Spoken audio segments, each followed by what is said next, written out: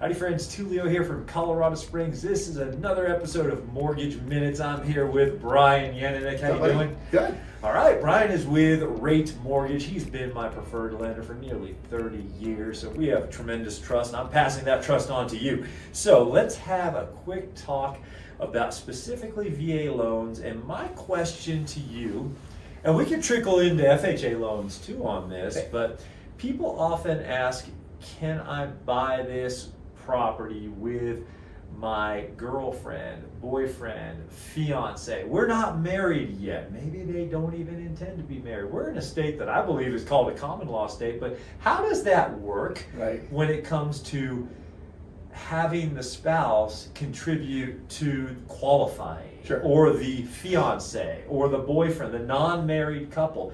Is it a thing?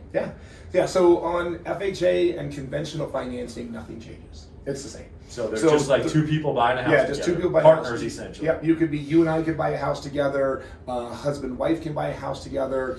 Partner can buy a house together. It doesn't matter. FHA conventional, nothing changes. 3.5% down, 5% down, whatever you're doing on your loan stays the same. VA is a little bit different. VA, the benefits are designed solely for the veteran or in conjunction their spouse. So it's 100% financing. So a VA loan, they want to buy it with a girlfriend, with their friend, with their dad, with their mom. All of those are available on VA. So the difference is the down payment requirements change. So the veteran can still do 100% financing on their half of the loan. The other person has to put down, the rule says it's 12.5% down, but there's this sub-servicing company that has a weird calculation. It comes up to be about 15% really. So when we tell people, we just say, hey, if you're doing it with them and you're not married, that you need about 15% down payment on the loan. So a $100,000 loan is going to require 15 grand down. $400,000 loan is going to be about 60,000 down. So normally, in those situations, a conventional or an FHA loan is typically a better option for a veteran. Is it 15% of the entire loan, not 15% of their half? Yeah. Okay, total. so it's the whole loan. Yeah, that kind of makes the whole VA not even make sense for someone who has to go that route. Yeah, because they basically look at it that it's 25% entitlement or whatever you want to call it, the magic number. So it's half of the 25%, which is 12.5. But the way that Jenny Mae does their math, it boils it up to about 14 to 15%. Okay. So that's where it comes in. So it gets pretty pricey. So we really don't do a lot of VAs with someone that's there that's not married, just because there's typically better options. Okay. And what if they are about to get married? Is it still like until they're married? Okay, so there's no common law. There's no. So it's what they present. When you say it's what they present. So I have a loan application that the borrower fills out. Right.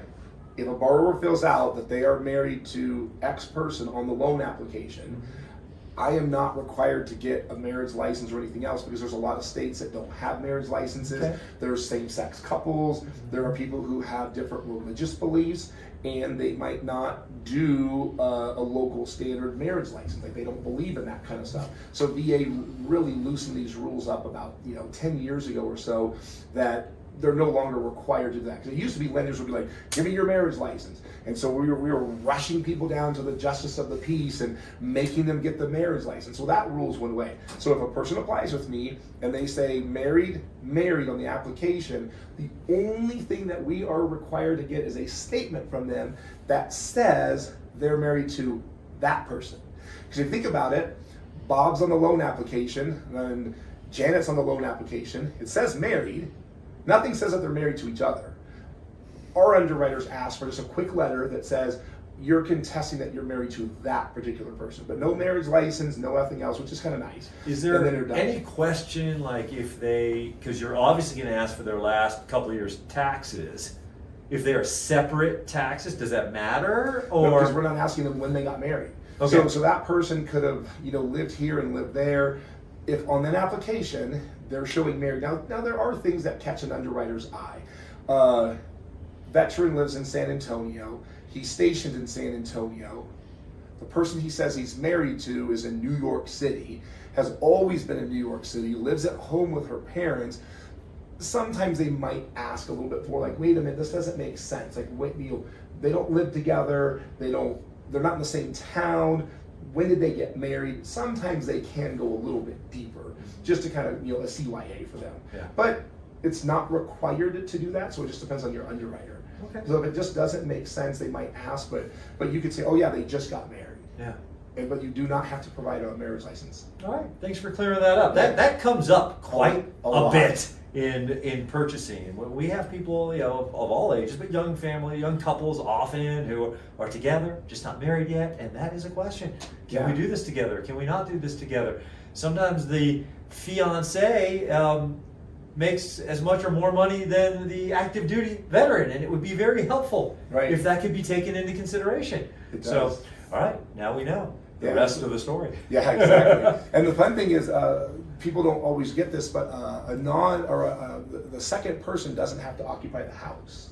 So you can actually do a non-occupying co-borrower with VA. A lot of people think that both people had to live in that residence, and they don't. Just the veteran. So the veteran has to live in the home as his primary or her primary residence, but the person that they're having co-sign with them does not. But VA requires that person, the veteran, be able to make the payments. So you still need to qualify the veteran, even though you might have like rich uncle or whatever else that's helping you. They still want to make sure that person can cover their half of that mortgage. So FHA doesn't. That's a neat one with FHA. I have a lot of my parents will buy their children a house. They're in Boulder, let's say, going to CU, watching prime time up there, and they want to buy a house for them their sophomore year. The kid's a full-time student, no income, no nothing. Mom, dad buy the house for the child. They can be on the loan application, no income of any kind. The parents qualify them. 3 years later, they sell the house. VA, the veteran who's occupying that, has to qualify for their half of the mortgage. So you can't have someone that's unemployed, just doesn't work, rich uncle's gonna come in and qualify them. That product would not work for them. Okay, all right. All right, friends, that was another episode of Mortgage Minutes with Brian Yananik of Rate Mortgage. Thank you, Brian. Yes, thank you. All right, we will see you in about another week with another topic to help you understand what's going on in the mortgage world. All right, we'll see you, and y'all take care. Thanks, guys.